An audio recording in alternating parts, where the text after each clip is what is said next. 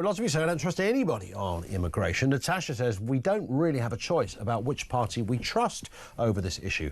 As socialists, Labour will do absolutely nothing as they believe in it and don't really care about the country or its citizens. Tories have had a chance for years and absolutely blew it.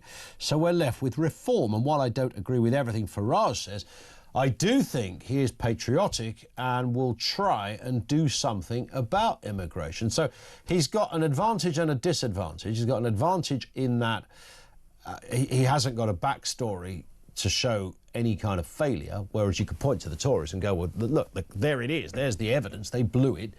And Kemi Badenoch was part of that gut. You could do all of that. And Labour, they've been in office and numbers have gone up. You could point to that. Whereas Farage, it's a clean sheet of paper. However, there's a danger, a downfall with a clean sheet of paper. You can promise anything. Does it survive scrutiny is the big question. Lots to get through here. We know it's become a bit of a battle line. 4 years before an election, Labour is to introduce new laws limiting the use of the European Human Rights Convention by foreign criminals. This is the Article 8, the right to a family life. Not sure whether they can do that. I'm also not sure whether that is the only hurdle in the way of all of this. Home Secretary Yvette Cooper is preparing legislation to make it easier to deport overseas offenders and failed asylum seekers. Does that really touch the sides? Meanwhile, Tory leader Kemi Badenoch plans to unveil tough measures to revive a kind of Rwanda-style scheme, deportation scheme, and promises to pull Britain out of, her words are quite careful here, promises to pull Britain out of any international treaties that block efforts to do so. In a moment, Chris Farmer, Reform UK member, also Kevin Foster, you may remember Kevin, former immigration minister for the Tories, also former Tory MP for Torbay. First, Jonathan Liss, political commentator and all-round good old-fashioned lefty. Is that fair, Jonathan? Good afternoon to you. Good afternoon. I'm not sure I'm good old-fashioned lefty. I'm not a communist. If that's what you mean, like an old-fashioned. Really? We've been given false information here. Well, I said we've been given false information here. Good to have you with us. You're saying to me enough times to know that I'm on the left. I'm Indeed. not sure if I'm good or old-fashioned. Absolutely. Listen, so here it is. The battle lines, curiously, and you've been around the block enough to know this, kind of weird, isn't it? 4 years away from an election, and here we are having three parties who are definitely electioneering on the point of immigration. Well, I think that one party is terrified of another party, and that's really what's driving this. Obviously, Labour is terrified of the Farage rise, and they are adopting a very curious response to that, which is to direct all of their messaging at a group of people who will never vote for them. If you are so vexed by migration that you're going to vote for Nigel Farage, there is nothing, literally nothing, that Labour could say, in my opinion, that would make large numbers of that cohort. But they're trying, aren't they? They're giving it a go, Jonathan. When you can vote for the real thing. They're giving it a go. Yvette Cooper making all the noise about this. Of course they are, but I think it's completely the wrong approach. Obviously, you say I would say that, wouldn't I? Because I'm on the left, and I think migration is generally a good thing. But what they are trying to do is they're so scared of the people who are going over to reform that they are completely ignoring and indeed alienating their own base, the people who currently vote for them, by sort of chasing reform votes who are not going to peel off. So I think it's a really bad strategy. But have Labour missed a trick here? Could they look? It's a government's job to have a civilised and decent immigration policy. We all agree with that. Legal immigration is one thing. People hopping over the channel on boats. You know it. I know it. You won't say it out loud, but I will, Jonathan. You know, these are not people who are destitute, escaping a tyrannical regime. They're people. Why do you say that why do you say that I would agree with it? I don't agree with that at all. But I said you would say different. I don't think you would agree with me. Sorry, I thought you said I'd say the same in private. No. People coming over on boats. I don't blame a 23-year-old wanting to leg it from Eritrea or Iran or anywhere else for that matter to come and live in the UK. I just think we should be brave enough to acknowledge that here we are in the 21st century. That's what people do. They want to move around. Why would they not? I think we can also acknowledge that people in Eritrea and Iran are facing dictatorial regimes. Yeah, but that's not a reason for asylum, is it? You know that. I know that. You can live in a regime that's not very. You might not like it very much, but it's not meant to be a shopping list. I'm sorry, Ian. If you are a young gay man in Eritrea or Iran, yeah, that's really what's going on, Jonathan, isn't it? Come on, you know that's not what's happening. Look, this is not what we look. This is a very, very small proportion of what we're actually talking about.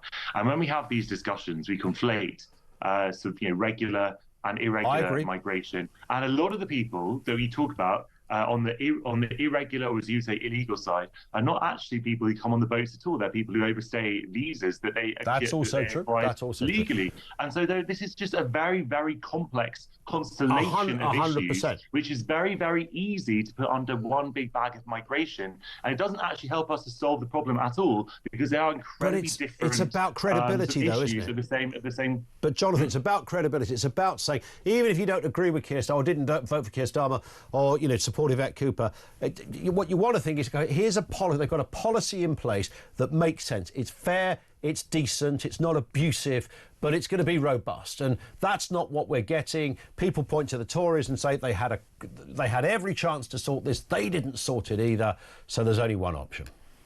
I don't think that there is a problem with a lot of people wanting to come to your country if there is capacity for that, and those people are needed to fill sort of vital sort of holes in our workforce, etc. That is the case at the moment. The government already has sort of a point system in place. It's made it incredibly harder to bring care workers who we actually desperately need, because they now can't bring their dependents. Okay. And actually, so we've shot ourselves in the foot time and time again. Fundamentally, migration is not the problem, but the way it's handled and managed, obviously that does need to be fine-tuned. All right, Jonathan, as ever, thank you. Jonathan Liss, political commentator of The Left. In a moment, Chris Farmer from Reform UK. First, Kevin Foster, former immigration minister, former Tory MP for Torbay. Kevin, good afternoon to you. I mean, we can talk forever about whether or how the Tories blew it on this one. Nonetheless, this is where we're at now. Kemi Badenoch says, look, it's a clean sheet. I'm going to take this approach, maybe a sort of nod to Rwanda, possibly getting stricter on issues around what constitutes, the kind of people that we want into our country. Can she turn it around? Can she nick that ground back from Nigel Farage?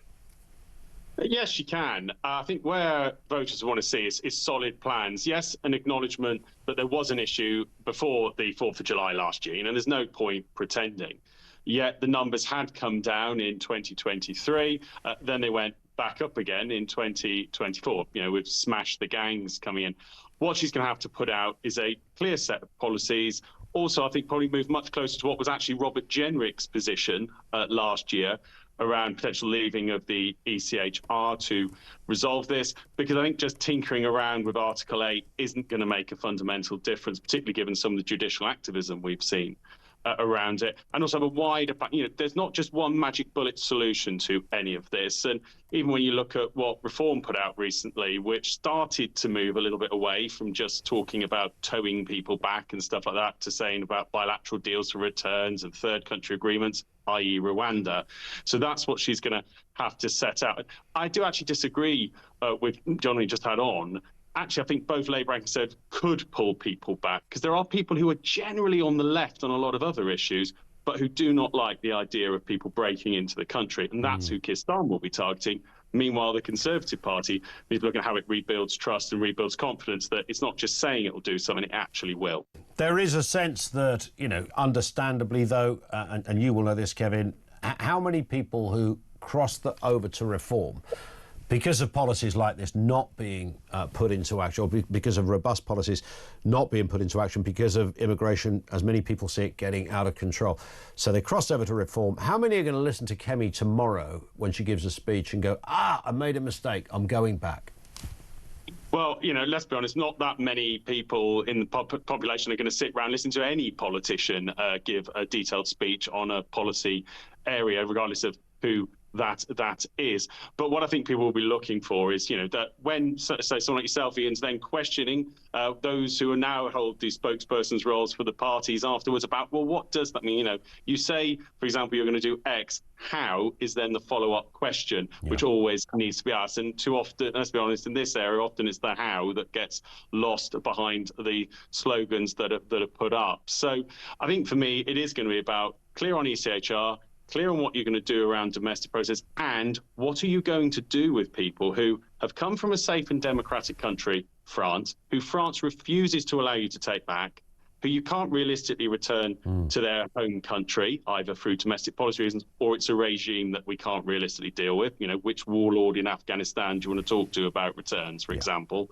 And what do you do with them? That's where third country agreements. And what would you offer to get them? Because it's easy to say you want these deals and agreements. What are you actually prepared to offer up to a country concerned? And do you think we need to, just a final point, we'll have to be brief, Kevin, do you think we need to, the French identified the UK as being too attractive? If we reduce the pull factor, then we will have fewer people trying to get over. Is there anything in that?